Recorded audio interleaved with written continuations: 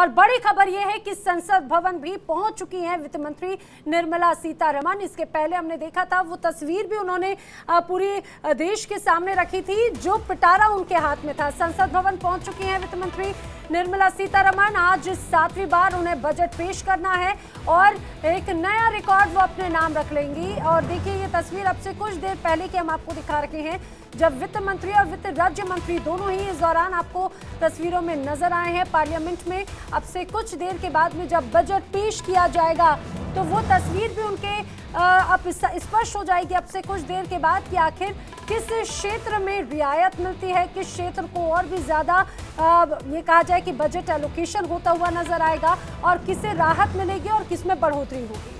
जाहिर तौर पर यह बहुत इंपॉर्टेंट हो जाता है। हालांकि अभी छोटी सी कैबिनेट की बैठक चल रही है, उस कैबिनेट की बैठक के बाद वित्त मंत्री निर्मला सीतारमण जो है वो संसद भवन पहुंचेंगी। लेकिन उससे पहले एक बड़ी खबर सामने आ रही है। वित्त मंत्री ने राष्ट्रपति से मुलाकात की है, द्रौपदी मुर्मू से मुलाकात की है। दरअसल ये प्रोटोकॉल के तहत ये मुलाकात होती है, क्योंकि राष्ट्रपति से मंजूरी लेनी पड़ती है और उसके बाद जो बजट होता है वो फिर सदन में जाकर पेश किया पड़ता है। लेकिन एक दिलचस्प तस्वीर भी आई, वो तस्वीर में अपने दर्शकों को दिखाएंगे, जहां राष्ट्रपति द्रौपदी मुर्मू ने निर्मला सीतारमण को मीठा खिलाकर उनका मुंह मीठा कराया था। सनातन धर्म में यह परंपरा है कि जब भी आप कोई शुभ काम करने जाते हैं तब आप दही चीनी खाते हैं, क्यों नहीं?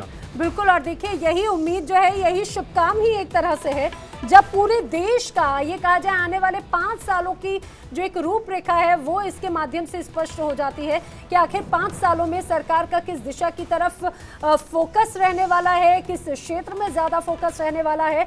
और उसी को लेकर जब एक प्रति इस पूरे बजट की वित्त मंत्री ने राष्ट्रपति को भेंट की, तो उसके बाद में राष्ट्रपति ने बाकायदा उनका मुंह मीठा कराया और ये कहा जाए कि विजय हो का आशीर्वाद दिया है कि जाइए बजट पेश कीजिए, क्योंकि काफी ज्यादा चुनौतीपूर्ण होता है। क्योंकि हर किसी को ये कहा जाए कि ये काफी मुश्किल वक्त भी होता है, मुझे लगता है, तय करना कि आखिर किसे रियायत देनी है और किस पे सख्ती बरतनी है, किस क्षेत्र में ज्यादा जो है बजट पेश करना है। क्योंकि हमने देखा आशीष, लोगों को बहुत उम्मीदें हैं, महंगाई कम करना हो या ये कहा जाए कि जो टैक्स स्लैब है, महंगाई और बेरोजगारी ने ना वो सबसे बड़ा अहम मुद्दा होता है और लोग यही चाहते हैं कि महंगाई और बेरोजगारी से निजात मिले और आम आदमी की जेब में पैसा बचे। देखिए, आम आदमी जीडीपी को नहीं समझता है, बड़ी सीधी सी बात बता दूं कि वो जीडीपी वगैरह को नहीं समझता। उससे ये समझ में आता है कि अगर मैं 100 रुपए कमाता हूं तो मैं घर कितना लेके जा पाता हूं या फिर महीने के आखिरी में मेरा कितना बचता है। आम आदमी को केवल इससे मतलब है।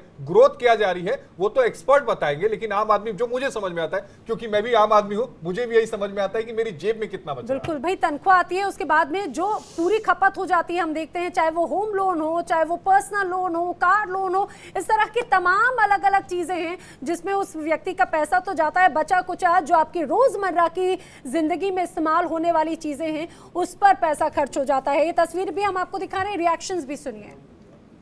तुम्हें भारत का जो आर्थिक प्रगति हुआ है उस प्रगति और भी आगे बढ़ेगा।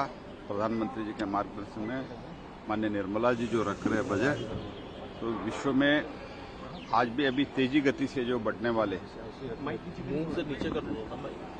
फास्टेस्ट ग्रोइंग इकोनॉमी जो है और हमारा ग्रोथ भी जो अच्छा है, उसके लिए पूरक जो होगा वैसा ही बजट रहेगा। और ये विश्व में जो हम तेजी से बढ़ रहे हैं आगे भी बढ़ेगा। सर, एक चिंता इन्फ्लेशन को लेकर के, को लेकर कुछ कहा नहीं, लेकिन ये जरूर कहा है हम तेजी से आगे बढ़ रहे हैं और आगे बढ़ते रहेंगे। इस बजट को लेकर उम्मीदें जरूर जताई जा रही हैं। उम्मीदें जरूर जताई जा रही हैं और ये कहा भी जा रहा है कि बजट जो होगा वो सकारात्मक होगा। सकारात्मक इसलिए भी होगा क्योंकि मोदी 3.0 का पहला जो बजट है वो पेश होने जा रहा है।